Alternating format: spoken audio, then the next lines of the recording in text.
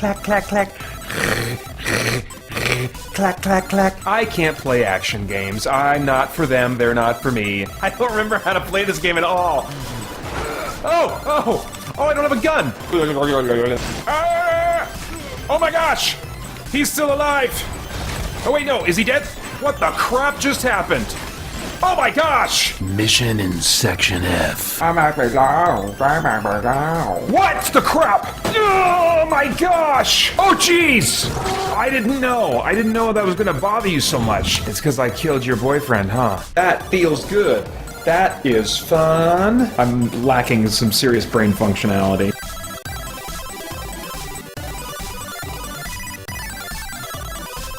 christiangeekcentral.com.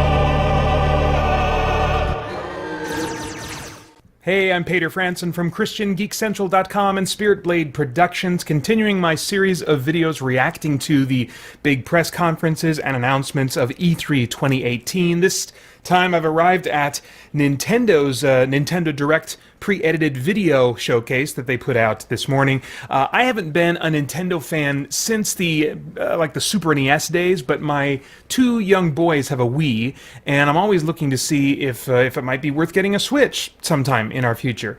It's still going to take some significant changes and new offerings on the Switch to make that happen, but this showcase from Nintendo definitely moved me a step closer in that direction. First, let's take a quick look at my jaded prediction, just one on this showcase, and my two unrealistic wishes, and see which ones came true and which ones didn't. My jaded prediction was that for this E3, Nintendo will focus a bunch on the Smash Brothers and recently announced Pokemon games coming to Switch, then show a bunch of ports I've already played or don't care about.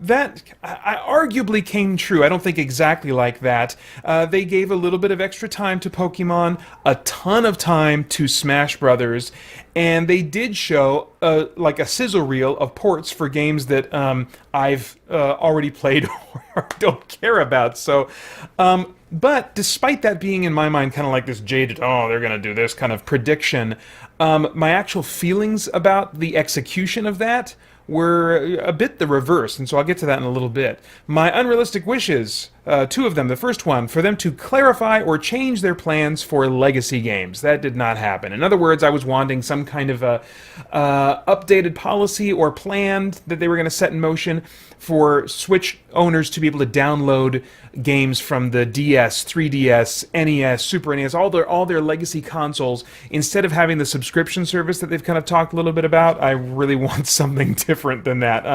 That didn't happen. My second unrealistic wish was for Nintendo to become noticeably more fan-friendly, beginning with this E3, regarding their protection of IPs, which can come across as kind of tight-fisted and, greedy or something, just get bad vibes off of that. Their online services, which have been, really subpar compared to other mainline consoles, and, fan-loved intellectual properties returning, those kinds of things. I'd love for those fans to feel more heard and responded to by the game makers they appreciate so much. Well, I want to say that yes, this, what I thought was an unrealistic wish, did come true. Not in terms of their protection of IPs or their online services, but in terms of how they're treating their fans with intellectual properties that their fans love. Smash Brothers alone was huge in what they did there. I'll talk about that in a little bit. And then they also, brought a bunch of other games that I think fans have, maybe wanted to see or didn't know they wanted to see, but will be excited to see nonetheless.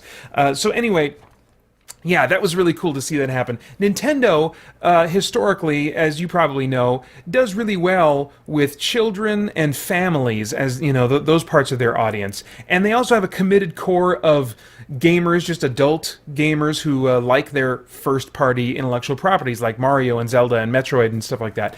But they've not done as well with games for just kind of mainstream adult audiences, what maybe someone would call like hardcore, those mainstream hardcore gamers. You don't often see, for example, an M rating on a game that's built to be played on a Nintendo console, or a dark and serious tone for a Nintendo console game. There are exceptions, but you don't often see those things. Certainly not compared to the, what Xbox and PlayStation are doing. But this showcase began to change that impression for me. Titles like Demon Ex Machina, Xenoblade Chronicles 2, which was having some, I think, some new DLC is what they were promoting. Fire Emblem Three Houses and Octopath Traveler. All those games have a more serious tone than what is typical of Nintendo games. And in their sizzle reel, where they showed a bunch of clips of, games that are coming to Switch, they included a number of ported games from mainline consoles from the last couple of years, and they added mature games like Wasteland 2, Ark Survival Evolved, Dark Souls Remastered, Wolfenstein 2, and then also recent fan favorites like Fortnite. I mean, that's going to be big for them, I think. Dragon Ball Fighter Z, Mega Man 11, and Monster Hunter Generations Ultimate, which I suspect will appeal to new Monster Hunter fans who were brought on through playing Monster Hunter World. And seeing the footage of this little indie game called Killer Queen Black reminded me of the onslaught of indie games that have been coming to the Switch over the last year or so, to the point that you could arguably buy the Switch as a mobile indie gaming console. Now, nothing they showed me in this showcase actually made me want to buy a Switch now, either because they were showing games that weren't my kind of game, or it's something that I can get or have already gotten on another console. But they are quickly catching up to some of the main console game release schedules. I mean, Dragon Ball Fighter Z and Wolfenstein 2 were released on the more powerful consoles less than a year ago. When Nintendo can start having Switch versions of new big budget releases available on the same date as they come out on the bigger and more powerful consoles, even knowing that the Switch version will be technically inferior, if they start doing that, they're going to have my genuine attention, because they're also producing a growing number of games that my two boys will likely enjoy. I don't think I'll ever get a Switch just for me, but I have two boys that I think will appreciate a growing number of the games that they're putting out for Switch. And so those two elements cumulatively combined, is there another way to combine things? I think you just automatically, I don't know, being redundant there. But anyway, add those things together, that's going to make me purchasing a Switch increasingly more likely as we go into the future. I can imagine that for many other gamers who haven't bought a Switch yet, this kind of showcase might tip them over the edge. And the fact that they took a deep dive into Super Smash Bros. Ultimate was great. It's not my game. I want nothing to do with this game. But what a cool thing for fans of that series.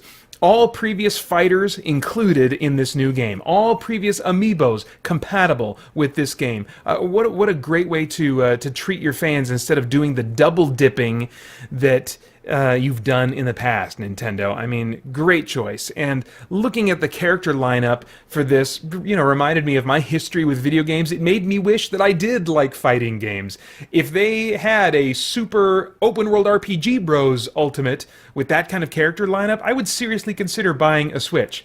All that to say, I personally continue to be very uninterested in the Switch, but hey, well done, Nintendo. I'm betting this showcase will make both existing fans and many fence-sitters very happy, or certainly at least the latter will be more interested and considering buying a Switch.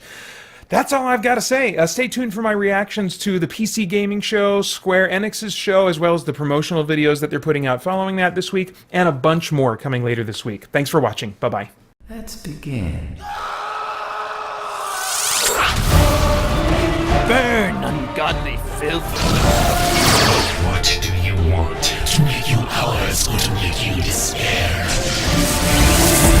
Spirit Blade Productions presents... Do you have any idea how much I will make you suffer?